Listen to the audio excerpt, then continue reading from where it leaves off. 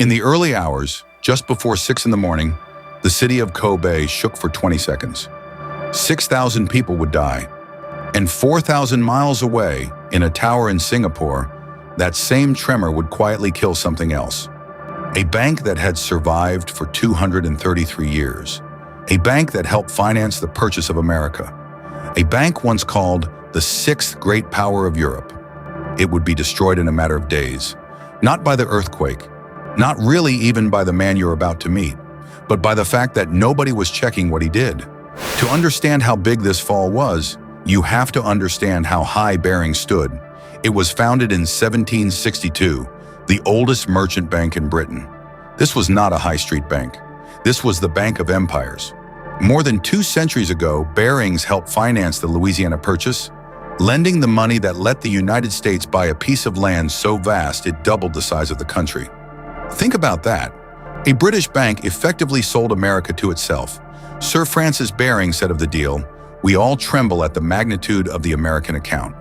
By 1818, the Duke of Richelieu listed the powers that ran the continent. "There are 6 great powers in Europe," he said. England, France, Prussia, Austria, Russia, and Baring Brothers. A bank counted as a nation. For 2 centuries, it was the quiet money behind royalty and aristocracy, a name that meant permanence. So when this bank said one young trader in Singapore was printing millions, nobody thought to ask how. Questioning Barings was simply not done. And that, more than any single trade, is what would destroy it. Because in 1992, this institution handed a 25-year-old the keys to a trading floor, and then handed him the keys to the room that was supposed to check him. His name was Leeson. He did not come from money. He grew up near Watford in a working-class family, his father a plasterer, his mother a nurse. He left school at 18, having failed his maths exam. The man who would bring down a bank with numbers could not pass the test in them. But Leeson was sharp and good with people. He started in the back office of a big bank, the unglamorous room where trades are settled and checked. He learned exactly how the plumbing of a bank works, which is to say, he learned where the leaks could be hidden. He joined Barings in 1989 and made his name as a fixer. Sent to Jakarta to untangle 100 million pounds of stuck paperwork, he sorted out a mess no one else could. London noticed, so in 1992, they sent him to Singapore to trade on the SY-MEX exchange. There was just one warning sign and everyone missed it. Back home, Leeson had been quietly denied a trading license over an undisclosed debt judgment against him. Neither he nor Barings told the regulators in Singapore. He arrived with a clean slate he had not earned. His job was supposed to be the safest trade in finance. Buy in one city, sell the very same thing in another, pocket the tiny gap. Almost boring. He was about to do the exact opposite. Here is the flaw that doomed Barings.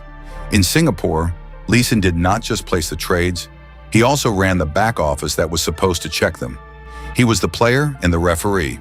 He marked his own homework, and almost immediately he had something to hide.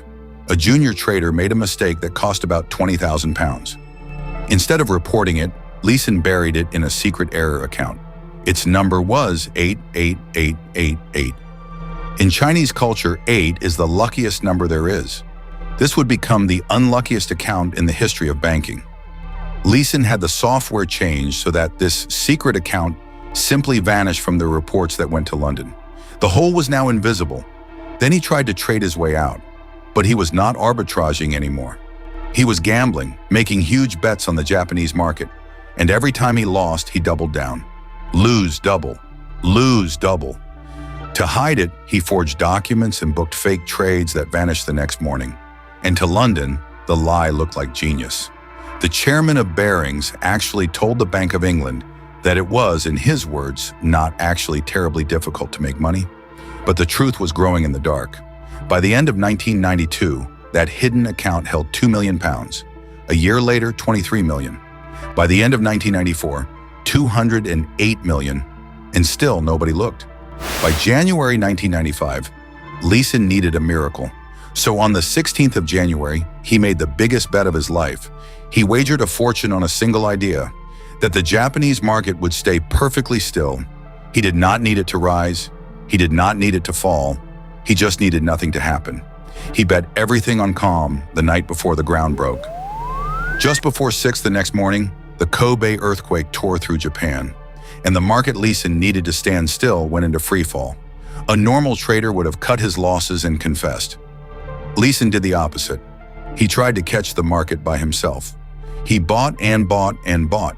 He kept buying until he, one man, held more than 60,000 contracts. He had become roughly half of the entire market he was trying to rescue. He was no longer a trader fighting the market. He was the market drowning. And in London, his bosses still believed they were funding a winner. They kept wiring him money, hundreds of millions of pounds. By late February, the game was up. The losses were so large that no amount of cash could cover the next margin call. Nick Leeson walked out of his office and ran. On his desk, he left a note. 2 words. "I am sorry." In London, the Bank of England called an emergency weekend, trying to organize a rescue, but there was a problem they could not solve. Because of the bets Leeson had made, the losses had no ceiling. They could still grow. No bank would buy a black hole that might keep getting deeper. The rescue collapsed, and the final number came in. 827 million pounds. More than twice all the trading capital Barings had in the world. On the 6th of March, 1995, the Dutch bank ING bought all 233 years of Barings for £1. Not 1 billion, £1. Leeson was arrested in Frankfurt, extradited to Singapore, and sentenced to 6.5 years. The man went to prison, but the official inquiry asked a harder question, and its answer is the uncomfortable part. When Britain investigated, it did not find a criminal mastermind who had beaten a great bank defenses. It found that there were almost no defenses to beat. The official report called it a virtual total failure of risk management systems and controls. The problem was not that derivatives were too complex. It was simpler and more damning. Leeson placed the bets, and then Leeson checked the bets. When the one accountant who questioned his numbers asked for a breakdown, she was told to wait on, quote, "my buddy Nick." Barings was told that more than half of its entire worldwide trading profit came from one young man, on one exchange, running a strategy that was supposed to be almost risk-free. And nobody asked the obvious question, how? Because you do not question a miracle. Here is the part that should keep every manager awake. If someone had opened that account just 1 month sooner, the loss would have been a quarter of the size. Survivable. The earthquake did not have to be fatal.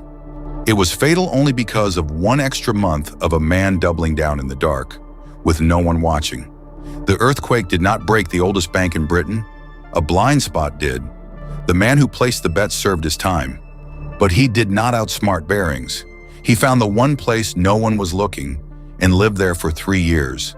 He invented profits, and his bosses called it genius because admitting they did not understand it was unthinkable. 233 years. The purchase of America, the 6th great power of Europe. All of it sold for £1 because nobody checked account 888888.